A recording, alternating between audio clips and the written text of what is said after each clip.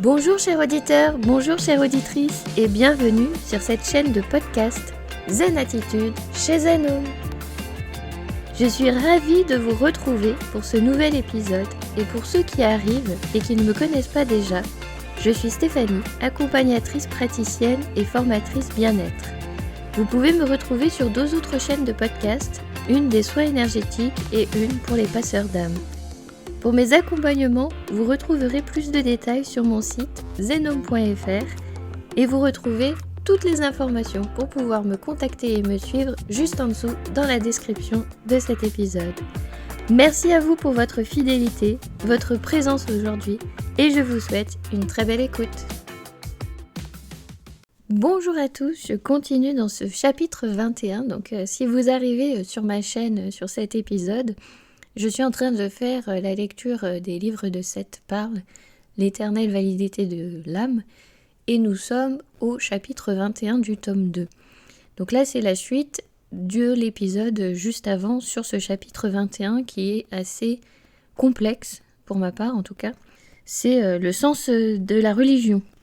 Donc effectivement, ça vient un petit peu toucher chaque être humain, que l'on soit croyant ou pas, parce que ça remet en question un petit peu les fondements de la religion, de comment on l'a construit. Déjà, la première chose à retenir, ce que Seth essaye de nous expliquer, c'est que Dieu a créé l'homme à son image et l'homme a créé Dieu à son image. Qui est arrivé avant, c'est comme l'œuf ou la poule, il n'y a pas d'avant-après, puisque tout est circulaire. Donc là, si vous ne savez pas de quoi je parle, je vous invite à écouter mes épisodes précédents où je parle du chamanisme, du druidisme justement, et je vous explique un petit peu cette conception de il n'y a pas de début et fin puisque tout est circulaire. Et c'est vrai que comme on envisage les choses de notre point de vue humain sur notre vie terrestre linéaire, on a du mal à imaginer qu'il n'y a pas de début et de fin puisque là sur Terre c'est ce qu'on expérimente. Le début, la naissance, la fin, la mort, avec au milieu la vie. Donc forcément, on a du mal à se dire comment ça c'est circulaire et ça ne finit jamais. Donc effectivement, c'est un concept, je l'entends. Et du coup, il faut envisager les choses dans le double sens. Et Dieu a créé l'homme à son image et l'homme a créé son Dieu à son image. Donc ensuite, chaque civilisation a créé Dieu, son Dieu, par rapport à son drame interne qui était en train de jouer. Donc si vous voulez, si on reprend chaque représentation en fait de Dieu, de comment il a été représenté dans chaque religion, on pourrait, grâce à toutes ces facettes, être un peu plus proche de ce qu'est Dieu en fait, ce concept. C'est comme si chacun détenait une petite part de la vérité. Chacun a sa vérité et du coup l'ensemble de ces vérités forme la vérité. Donc chacun a une petite facette de Dieu, à une conception en disant voilà, Dieu est comme ci, comme ça, comme ci, comme ça. Hein. Et si on réunit le tout, c'est là où on se rapproche un peu plus de ce qui est, sans pour autant vraiment toujours le toucher. Vous voyez un petit peu la nuance ?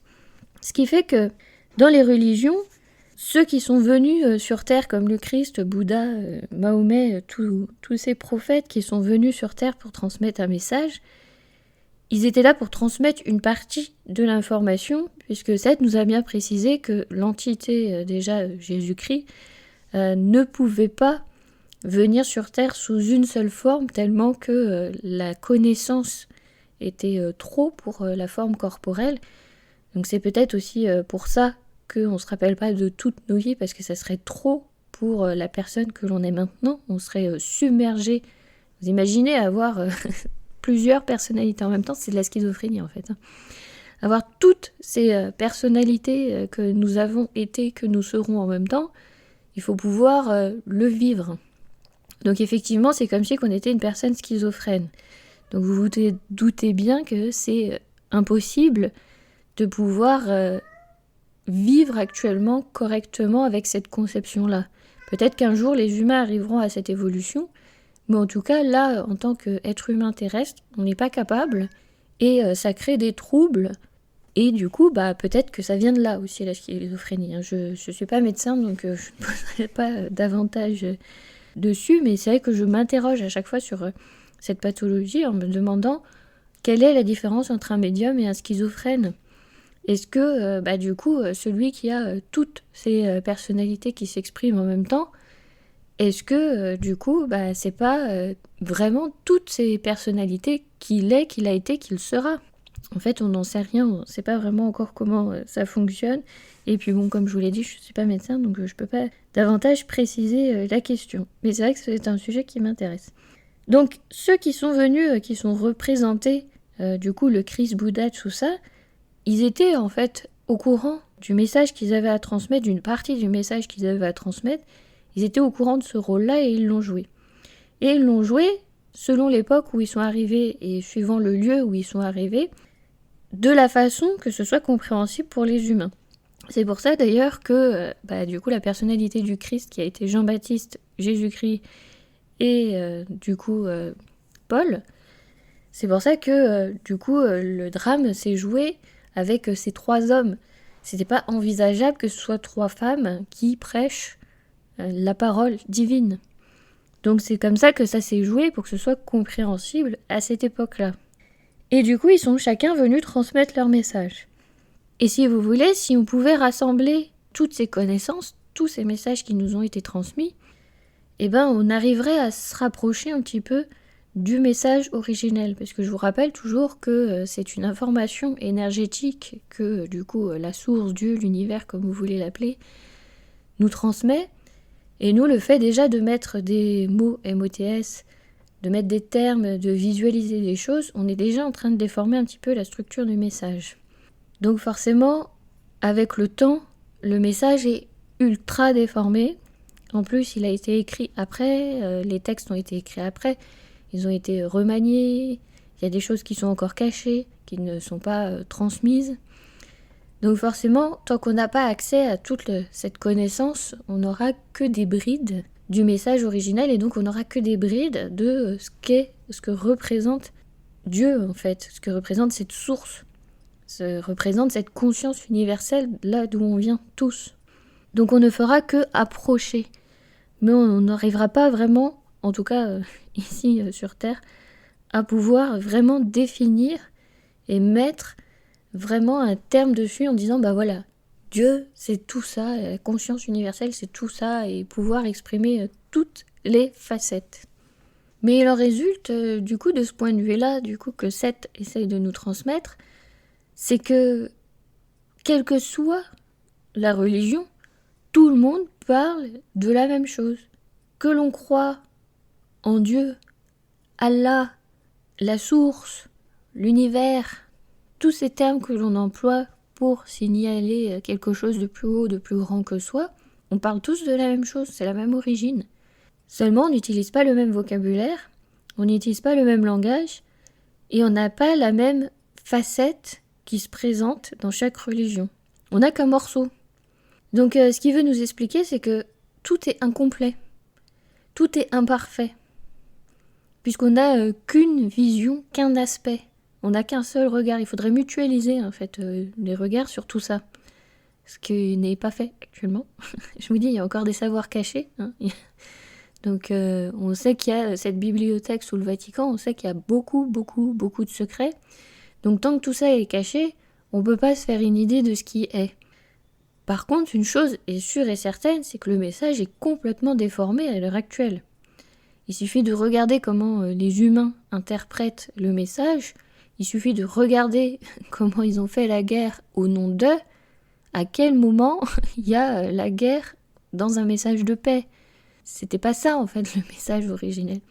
C'est pour ça que je me dis, s'ils étaient arrêtés à aimez-vous les uns les autres, ça aurait été beaucoup plus simple, mais non, évidemment, on avait fait beaucoup plus, on a fait plus complexe, et du coup après c'est libre d'interprétation à chacun. Est-ce que ça veut dire que quelqu'un détient plus la vérité que l'autre? Non, c'est que chacun exprime sa vérité par rapport au message, comment il le reçoit. Et c'est tout à fait ok. Mais il ne faut pas se dire que c'est la vérité. Il faut bien repréciser, recentrer les choses en disant ça c'est ma vérité. Ma vérité, elle s'exprime comme ça. La vérité de l'autre, elle s'exprime comme ça. Et c'est l'ensemble de toute cette vérité qui nous permet de nous rapprocher de ce qu'est cette source, Dieu, cette conscience universelle. En plus, ça tient à nous rappeler que on a tout transposé à l'extérieur de nous, comme si que Dieu était à l'extérieur de nous, alors qu'il est en chacun de nous, on est chacun un morceau de. Et donc forcément, on cherche toujours quelque chose qui vient de l'extérieur pour nous rappeler ce qui est à l'intérieur de nous. Et ce qui fait que on cherche confirmation. D'ailleurs, j'avais rencontré des personnes qui avaient peut-être un petit peu un mouvement sectaire. Je ne dis pas le contraire. Mais du coup, ces personnes-là me disaient « Oh là là, Dieu a créé l'arbre pour moi, pour respirer. » Donc je trouvais que cette vision était très fermée, très caricaturale, de se dire que la nature est au service de l'homme. C'était la vision de cette personne, ou ce groupe de personnes. En tout cas, cette personne, ça c'est sûr, c'était elle qui m'en avait parlé.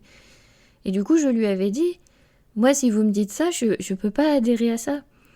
Je peux pas me dire que Dieu a créé l'arbre juste pour moi, en tant qu'être humain, en se disant que moi, je suis supérieur à. Parce que vu, en plus, maintenant que je travaille avec les minéraux, les végétaux et les animaux dans le chamanisme, j'apprends d'eux. Ils ont une beaucoup plus grande sagesse que moi, et j'apprends des leçons, donc faut que je reste humble à ma place d'être humain. Je ne sais rien par rapport à eux, hein. Si je compare, ils ont une sagesse, les arbres millénaires, que je n'ai pas. J'ai pas 1000 ans de sagesse derrière moi. Là, en tant que personnalité, Stéphanie. Évidemment, mon âme, elle a plus, hein. Mais là, je parle de ma personnalité Stéphanie, donc je vais rester humble, je vais dire.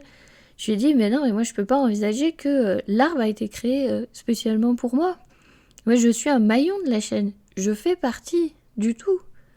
Mais je ne suis en rien supérieur à, je vis parmi, je vis avec.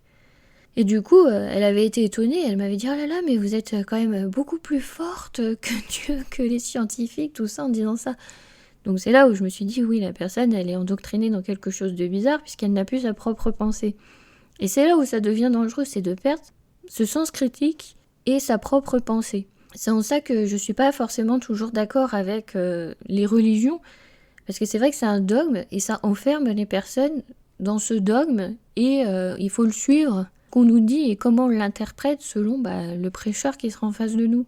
Je suis pas forcément d'accord, parce que j'ai pas forcément les mêmes idées que celui qui est en face de moi, on n'a pas la même compréhension du texte. Donc du coup, ça me dérange de devoir me ranger à son avis, et de devoir le suivre aveuglément. Donc c'est cette conception, en fait, avec laquelle j'ai du mal, mais c'est pas la religion en elle-même, et c'est pas l'existence de quelque chose de supérieur. C'est pour ça que je dis que effectivement, je suis croyante, mais je suis pas... mais pour certains, ils n'envisagent pas que c'est être croyant, tout ça. Pourtant, si, je vous assure. Mais c'est juste que j'ai une conception un peu plus large. Et j'ai du mal à m'enfermer dans quelque chose. J'ai envie de garder mon esprit critique et de me dire, je vis, je traverse justement cette connexion au divin comme je dois la vivre moi. Et c'est absolument ok s'il y a des gens qui ont envie d'avoir quelqu'un au-dessus, un dogme, qui les enferme et qui leur dit voilà, faut faire ça comme ça, faut prier à telle heure, faut prier comme si. C'est absolument ok si les personnes, ça leur convient d'être dans ce contrôle, d'être dirigés. C'est absolument ok. Mais du coup, il faut qu'ils envisagent que c'est possible aussi l'inverse, qu'une personne n'a pas envie d'être enfermée dans ce contrôle. Donc la plupart, en tout cas de ceux que je connais en tant que chrétiens, ils sont plutôt dans cette ouverture d'accepter que l'autre vive sa croyance comme il a envie de le vivre. Mais il y a quand même des chrétiens qui ont un discours un peu plus extrême, en disant il faut absolument devenir prêtre, rentrer dans la religion, rentrer dans les ordres pour avoir cette connexion à Dieu, gna gna gna gna. Il y a les deux, on rencontre les deux. Donc voilà, chacun exprime sa vérité. Est-ce que ça veut dire qu'ils n'ont pas la foi? Non. Est-ce que ça veut dire qu'il y en a un qui a plus raison que l'autre? Non, c'est que chacun exprime sa vérité, comment il a envie de vivre sa foi, et il ne l'envisage pas autrement. Mais au moins, il exprime comment lui, il envisage de vivre sa foi. Donc voilà, effectivement, je suis croyante, et donc je crois à cette source supérieure. Je préfère utiliser le terme source, parce que derrière le mot Dieu, il y a toujours cette figure paternelle de l'homme patriarcal, et donc ça aussi, ça me dérange. Donc je préfère mettre le mot source, c'est plus universel aussi pour tout le monde. Et puis, On a ensuite en dessous ces intermédiaires. Du coup, tout ce qui est ange, archange, tout ce qui est prophète, divinité, on a tout ça, ce sont des intermédiaires, mais ils viennent tous de cette source. Donc quand on me dit que du coup les croyances païennes c'est satanique, absolument pas. Qui est-ce qui a créé ces divinités-là? C'est la source. Elles viennent de là. Et elles viennent aussi des hommes. On est toujours sur le même principe. Les hommes ont créé ces divinités créent les hommes. L'homme est à l'image de ces divinités sont à l'image de l'homme. On se renvoie en fait toujours le même schéma. Et puis, du coup, plus j'avance en fait dans cette réflexion sur la religion, plus je me dis, on a séparé d'un côté le divin et de l'autre côté le malin, en disant il y a Dieu d'un côté et le diable de l'autre. Et si c'était pas les deux facettes extrêmes de la même personnalité, de la même entité, on va dire, parce que personnalité, je le réserve au côté terrestre, donc on va dire de la même entité. Est-ce que c'est pas les deux facettes extrêmes d'une même entité? Donc forcément, on va dire, on associe les bonnes actions à ce côté divin, les mauvaises actions à ce côté malin, mais est-ce que ça vient pas du même point? Donc forcément, quand il y en a qui disent « moi j'adore Dieu », il y en a qui disent « moi j'adore Satan », est-ce qu'ils sont pas en train d'adorer la même source qui au final, elle n'a pas ce jugement de valeur entre le bien et le mal. Elle nous permet juste d'expérimenter ces valeurs-là ici sur Terre. C'est ici sur Terre où on a séparé les choses dans ce monde duel. Parce qu'on a besoin de l'expérimenter. Actuellement, on en est là. On en est à devoir expérimenter les choses duel. Pour l'instant, on ne peut pas s'extraire de ça. C'est le monde qui est construit comme ça. Si vous me dites, mais si, on peut s'extraire de la dualité, déjà, juste, corporellement, on ne peut pas. Inspire, expire, on est obligé de faire les deux actions, inspirer, expirer, les deux actions d'une même pièce pour pouvoir vivre. Donc tout est basé sur cette dualité. On ne peut pas s'y en extraire actuellement, c'est pas possible. Est-ce que on va évoluer vers? On verra. À mon avis, ça sera dans très longtemps. Mais en tout cas, en attendant, on en est là, on en est à ce point-là. Donc, si en plus Dieu nous a créés à son image, comme on n'arrête pas de nous le rabâcher, les humains, je suis désolée, mais ils sont pas parfaits. Ils sont porteurs des deux, de ce côté divin et ce côté sombre. Donc si on a son image, il a aussi ce côté sombre. En plus, quand on voit qu'il y en a, ils disent oui, du coup, ceux qui se repentissent iront au paradis et ceux qui se repentissent pas, ils iront en enfer. Donc il punit Dieu, donc c'est pas très sympa quand même. Punir quelqu'un, si t'es censé être bienveillant et dans l'amour, tout le monde va au paradis. Donc s'il y a ce côté punition, il y a quand même un côté un peu sombre. Donc c'est pour ça que je me dis, finalement, cette source, elle est porteuse de tout. Et du coup, nous, on a voulu séparer, mais peut-être que ça n'a pas de sens de séparer. Alors là où il reste encore des zones d'ombre dans ce chapitre, c'est que du coup, il nous dit que Paul va revenir pour pouvoir accomplir ce qu'il n'avait pas bien terminé, ce qu'il n'avait pas bien fait en faisant ses écrits comme ça a été, en mettant son ordre en fait, en créant l'ordre de la chrétienté. Donc, pour rappel, il y avait Jean-Baptiste, il y a eu le Christ, il y a eu Paul, tout ça fait partie de la même entité qui représente le Christ. Et donc, tout ce qui a été fait de miraculeux par Jean-Baptiste, par Jésus et par Paul a été un peu mélangé. Tout ça, ça a formé l'histoire du Christ, comme si que c'était une et une seule personne. C'est ce qui veut nous expliquer Seth. Je ne dis pas que c'est forcément la vérité vraie, mais en tout cas, c'est ce qui nous explique comment ça a été fait.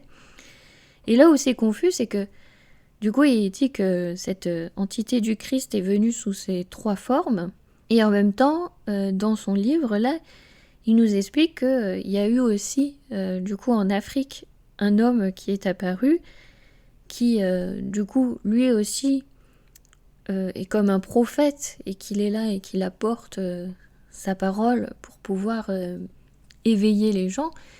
Mais il n'est pas suivi mondialement, il est suivi localement. Il y a une autre personne en Inde, c'est pareil, et du coup qui est suivi localement, mais qui ne prend pas ampleur dans le monde. Donc la personnalité Paul viendra pour ça, sous un autre aspect. Et donc c'est pour ça où je trouve que c'est confus, parce que du coup il nous parle de 3 personnalités, et en fait à chaque fois il y a beaucoup plus. Donc voilà, ça reste confus pour moi. Enfin bref, lisez le livre, peut-être que vous aurez une meilleure explication. Et donc Paul, cette personnalité qui va revenir donc sous une autre forme pour terminer ce qu'il a entamé, pour réajuster son travail même, je devrais dire. Donc il dit à peu près les années 2075. Donc il veut pas vraiment préciser le lieu, etc. pour pas non plus que on s'y attende, bien qu'en même temps, il nous a bien précisé qu'à chaque fois qu'il y a quelque chose comme ça qui apparaît, un prophète, il est forcément reconnu, puisque la pièce est déjà jouée en amont. Vous voyez, énergétiquement, les choses se posent déjà en nous, elles sont déjà placées là, et après, en fait, on a le résultat dans la matière parce qu'on a créé ce monde-là. Je vais prendre un exemple très simple, le printemps. Comme là, nous sommes au printemps, donc le printemps, dans les cultures asiatiques, c'est au mois de février. Là, dès le 1er février, par exemple, au Japon, c'était le printemps. Et nous, en Occident, on dit le printemps, c'est au 21 mars. Les deux ont raison, parce que le printemps, effectivement, énergétiquement, dès le mois de février, les jours ont déjà rallongé, la sève est déjà en train de monter dans les arbres, etc. La nature se réveille, il y a déjà cette émulsion-là. Le 21 mars, c'est là où il y a l'apogée du printemps, c'est-à-dire là où on commence à voir les bourgeons, etc. Donc c'est pas le début du printemps, mais c'est son apogée.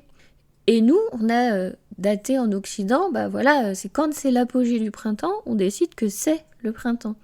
Alors qu'énergétiquement, c'est déjà là avant. Donc pour la religion, c'est la même chose. On a l'impression que le prophète arrive comme ça d'un coup, pouf, et puis qui nous prêche la bonne parole. Mais énergétiquement, les humains sont déjà prêts, ont une recherche de quelque chose, ont un questionnement. Et du coup, quand ce prophète se présente, ils le reconnaissent parce que c'était le questionnement qu'il avait et c'était déjà préparé. La scène était déjà préparée pour en fait que l'acteur puisse jouer son rôle, si vous voulez. Donc là, ça va être la même chose. On est déjà dans cette émulsion de préparer la venue de ce prochain prophète qui du coup est Paul ou Saul, mais sous une autre forme. Notez la date de 2075, parce que, alors moi j'ai calculé, j'aurai 93 ans, je ne sais pas si je serai toujours là, mais du coup vous allez peut-être le vivre si vous êtes plus jeune. Donc notez cette date, parce que du coup ça peut être intéressant, vous pouvez vérifier, du coup si les écrits de Seth, tout ce que je suis en train de vous raconter, si c'est vrai ou pas. Vous voyez, là c'est vraiment un fait qu'on peut vérifier. Est-ce qu'il va y avoir ce bouleversement dans les religions ? Est-ce qu'il va y avoir cette entité qui va venir balayer toutes les autres religions pour apporter ce petit plus qui manquait ? Donc voilà, notez la date. En tout cas, je trouve ça intéressant. Je vous l'ai déjà partagé dans d'autres épisodes, c'est que j'avais fait l'expérimentation d'aller sur 7 générations après.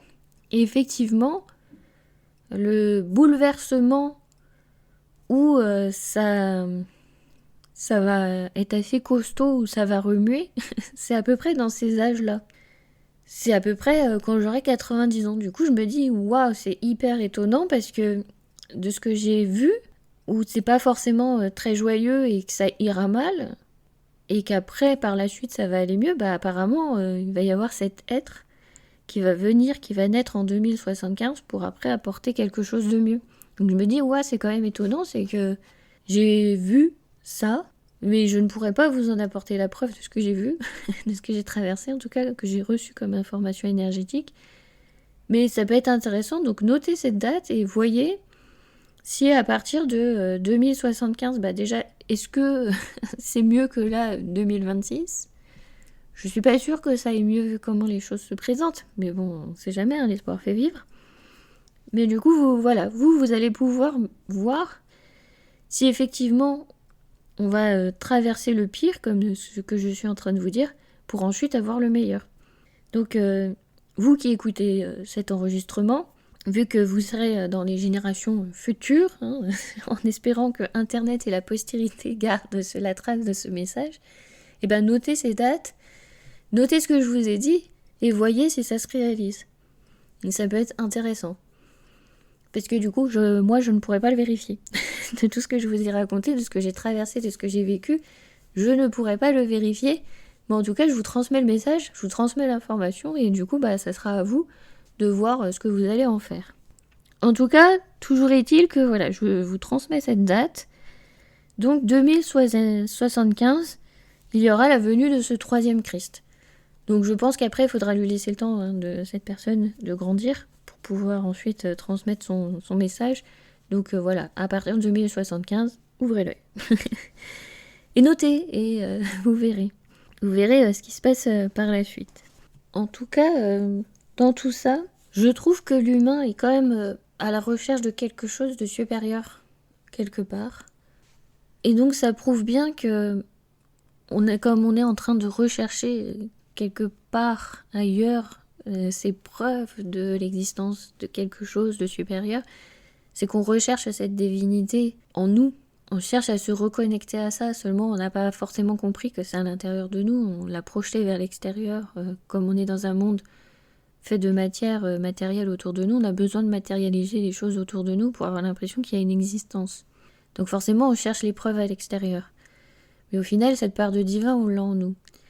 Et si vous voulez, ce que j'aimerais que les humains comprennent, c'est qu'on ne peut pas voir la paix dans le monde si on n'a pas la paix à l'intérieur de soi. Donc c'est pas forcément facile parce que ça veut dire faire la paix avec toutes ces facettes qui sont à l'intérieur de nous-mêmes et d'accepter qu'on ait des parts de ouais, on est quelqu'un de sympa, on est quelqu'un de cool, mais on est aussi quelqu'un de moche, pas très sympa et qui n'a pas été très cool. Et d'accepter à faire la paix avec tout ça sans renier cette part en disant je vais essayer de la cacher dans un coin et je vais essayer d'oublier de faire ça et d'être une bonne personne et de montrer que le bon. C'est essayer de trouver la paix et l'équilibre avec tout ça, donc c'est pas facile. Donc forcément, tant qu'on n'y arrive pas nous en tant qu'humains, avec nous-mêmes en tant qu'individus, on n'arrivera pas dans le monde. Et c'est en ça aussi qu'on a notre part de responsabilité dans le collectif de ce qui arrive actuellement. Parce que forcément, on n'a pas réussi à faire la paix avec soi-même. Et personnellement, je ne pense pas que partir dans un extrême avec, du coup, un état totalitaire, ça puisse nous apporter la paix. Effectivement, ça nous apporte le calme et le contrôle. Ça, c'est sûr. Donc après, il n'y a plus de dérives, etc. Tout le monde marche droit. Mais est-ce qu'on est en paix, vraiment? Et est-ce qu'on est heureux et du coup libre? Je ne pense pas. Il suffit de regarder, il y a des états totalitaires qui sont comme ça, sans citer le nom des pays. Mais il y a des états totalitaires comme ça. Est-ce que les gens sont heureux? Non, mais en tout cas, ils sont endoctrinés, ils sont calmes et ils obéissent. Ça, c'est sûr. Donc effectivement, il n'y a pas forcément de criminalité, etc. Il n'y a pas tous ces faits divers que l'on rencontre. Mais est-ce que les gens sont heureux? C'est la question à se poser. Donc voilà, j'ai pas forcément la réponse de comment atteindre la paix avec soi-même, accepter toutes ces facettes, accepter qu'on a aussi été le bourreau, accepter qu'on a été aussi la victime, accepter qu'on a été aussi le sauveur dans nos différents rôles. J'ai pas forcément la solution pour être en paix avec soi, mais en tout cas on peut s'y approcher.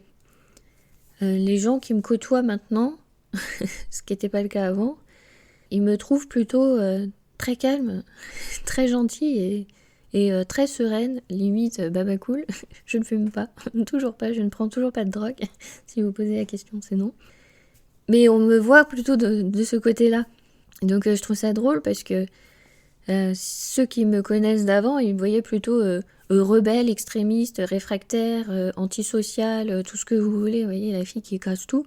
Alors que pas du tout non plus.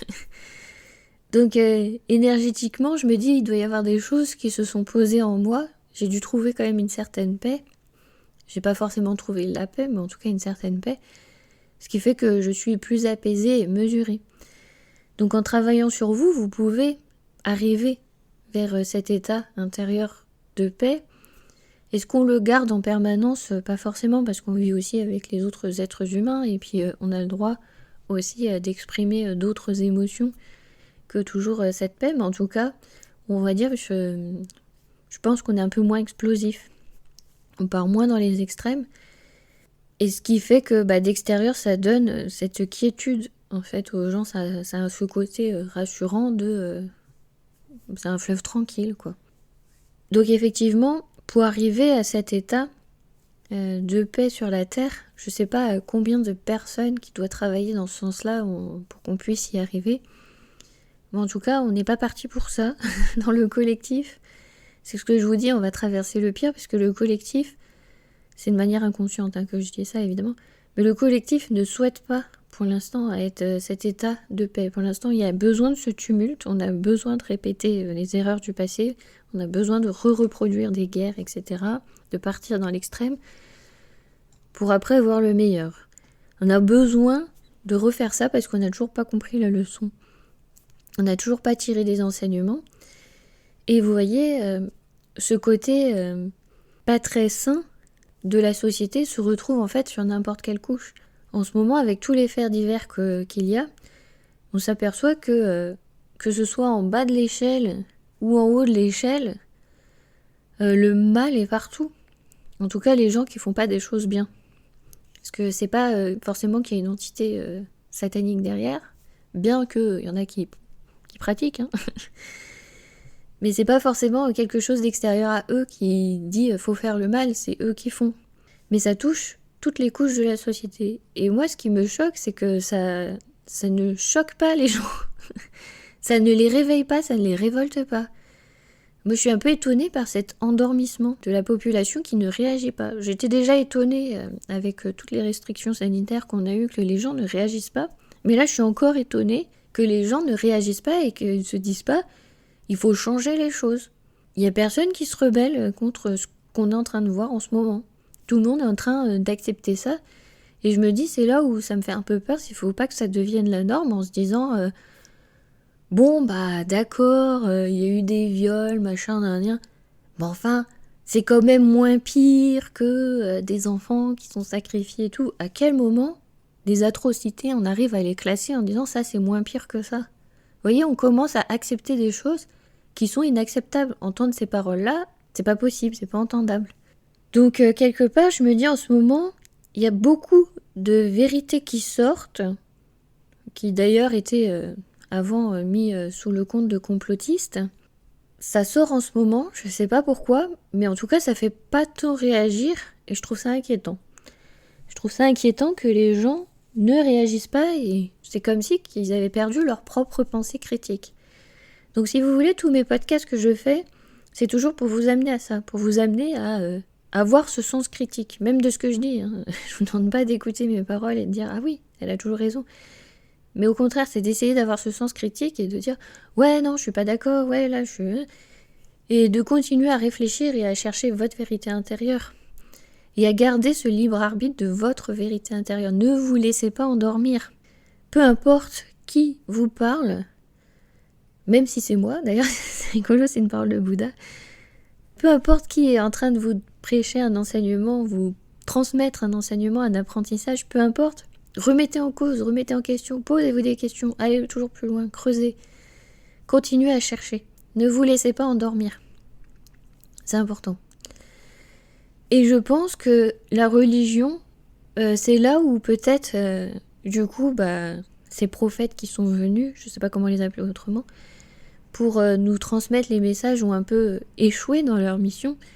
C'est que du coup, ça a créé ces dogmes qui nous ont endormis et qui nous ont emmenés vers l'uniformité. C'est pas ça le monde. Le monde, c'est la diversité de culture. C'est la diversité de pensée. Même si on n'est pas d'accord dans nos pensées, on peut vivre ensemble. Donc c'est ça le message en fait le plus important que je pourrais vous transmettre aujourd'hui. C'est que peu importe ce à quoi on croit, on pense, on adhère, on peut vivre ensemble, même avec l'autre, même s'il est différent. Je vais m'arrêter là pour aujourd'hui.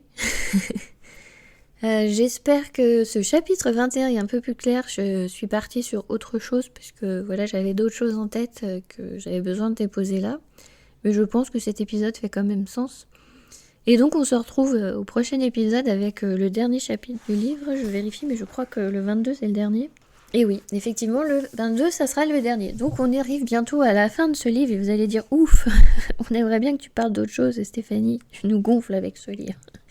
Alors peut-être que je vais m'acheter un jour le matériau de 7 parce que effectivement j'aimerais approfondir tous ces apprentissages qu'il nous transmet. Et vous voyez, ça nous fait toujours réfléchir, ça nous fait grandir. même qu'on soit d'accord ou pas d'accord, qu'on adhère ou pas à certaines idées. Moi je vous le dis, quand il y a des choses confuses que je ne comprends pas, ou auxquelles je n'adhère pas, ou je vous transmets l'apprentissage sans avoir vraiment d'avis, voilà, je vous le dis. En même temps, je pense que on est très loin de savoir tout sur tout, on est très loin de la vérité, mais en tout cas, on peut chercher sa vérité en soi et au moins être d'accord avec ça. C'est déjà pas mal, parce que d'être d'accord avec soi-même, avec sa vérité et avec ses différentes facettes, c'est déjà du gros boulot, de travail personnel à faire sur soi. Et si ça vous intéresse de travailler comme ça, travailler sur vous, de pouvoir réfléchir, lancez-vous dans cette recherche, que ce soit en traversant par l'énergétique, que ce soit en traversant par la pratique de votre religion, que ce soit en traversant par la pratique de rituels, que ce soit en traversant par la pratique de la sorcellerie, que ce soit en traversant par la pratique du chamanisme.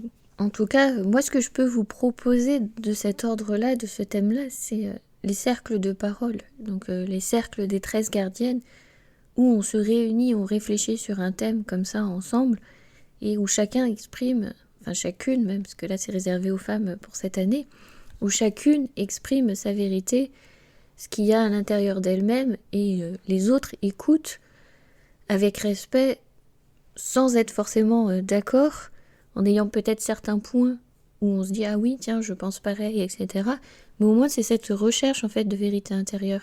Et c'est ce qu'ils faisaient avant dans les tribus. Ils se réunissaient pour pouvoir échanger sur un sujet, pour pouvoir prendre des décisions. C'était important d'avoir ce côté collectif, ce que l'on n'a plus actuellement. Et c'est pour ça que pour moi, c'est important de faire ces cercles de parole.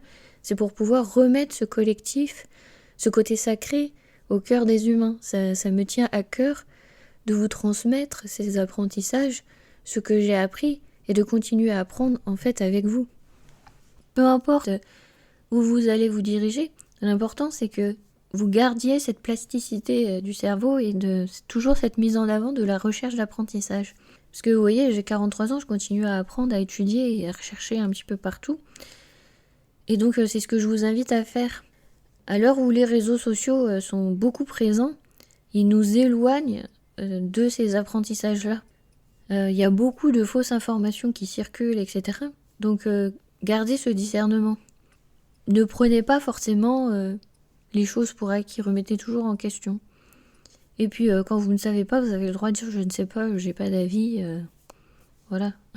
c'est pas très grave. Vous n'êtes pas obligé d'avoir un avis sur tout et de tout connaître, tout sur tout. Mais c'est important de toujours travailler, de ne pas vous reposer et de ne pas être léthargique au niveau de la pensée. Je ne sais pas comment mieux vous dire les choses. Parce que c'est quand on est dans cet état de ne plus penser par soi-même qu'on est influençable. Donc essayez de sortir de ça et de garder toujours votre autonomie et votre libre arbitre, c'est le plus important. La liberté de penser, qu'on a encore. Donc profitons-en. On a encore ce droit-là, peu importe où l'on est dans le monde, on a encore ce droit-là d'avoir cette liberté de penser. Je vous remercie infiniment pour votre écoute et je vous dis à bientôt dans le chapitre 22 qui sera le dernier de cette parle, l'éternelle validité de l'âme du tome 2. Et bien sûr, comme d'habitude, je vous envoie toutes mes amitiés. À bientôt. Je vous remercie infiniment pour votre écoute. N'hésitez pas à vous abonner gratuitement à la newsletter en scannant le QR code qui s'affiche sur votre écran si vous êtes sur votre PC et vous retrouvez le lien directement en dessous dans la description ainsi que toutes mes coordonnées pour pouvoir me joindre, prendre rendez-vous ou encore partager, faire vos demandes, vos questionnements. Si jamais vous avez envie que j'aborde un sujet pour un épisode, n'hésitez pas à me faire votre retour ou tout simplement en laissant un commentaire juste en dessous. Likez, partagez, ça me fait toujours plaisir quand j'ai un retour. Je vous remercie encore pour votre écoute et je vous dis à très bientôt.